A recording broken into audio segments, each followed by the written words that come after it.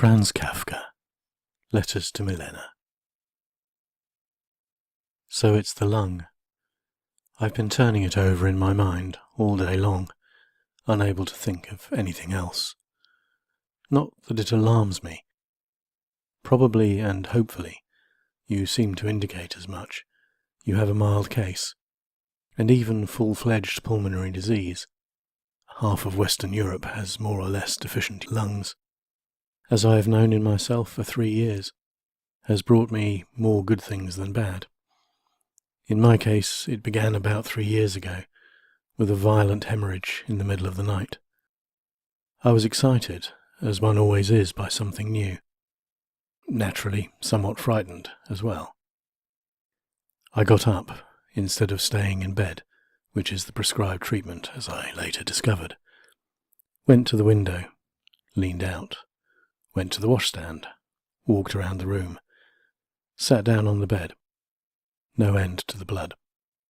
But I wasn't at all unhappy, since by and by I realized for the first time in 3-4 practically sleepless years, there was a clear reason for me to sleep, providing the bleeding would stop. It did indeed stop, and has not returned since, and I slept through the rest of the night. To be sure, the next morning the maid showed up. At that time I had an apartment in the Schönborn Palais.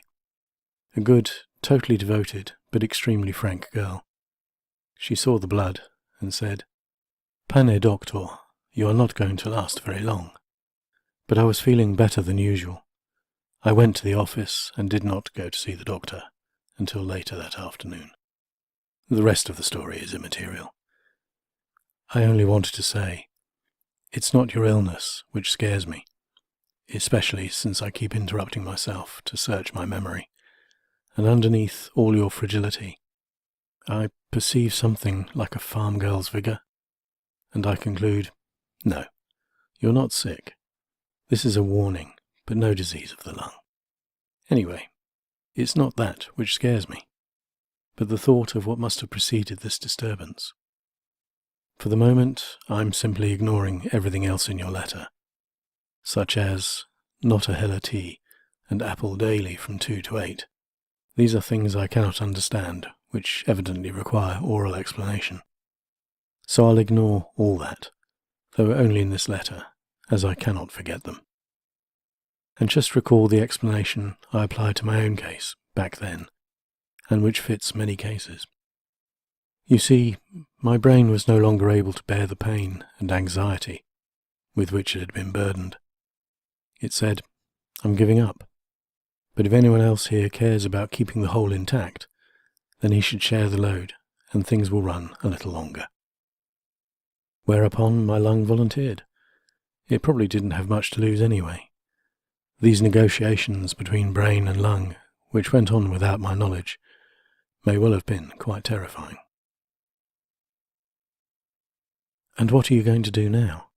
The fact that you're being looked after is probably insignificant. Anyone who cares about you has to realize that you need a little looking after. Nothing else really matters. So is there salvation here as well? I said already, no. I'm not in the mood for making jokes. I am not being funny in the least, and will not be funny again until you have written how you are planning a new and healthier way of life. After your last letter, I am not going to ask why you don't leave Vienna for a while. Now I understand.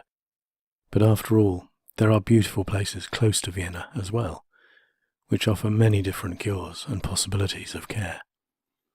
Today, I'm not going to write about anything else. I don't have anything more important to bring up. I'm saving everything else for tomorrow, including my thanks for the issue of Commen, which makes me moved and ashamed, happy and sad.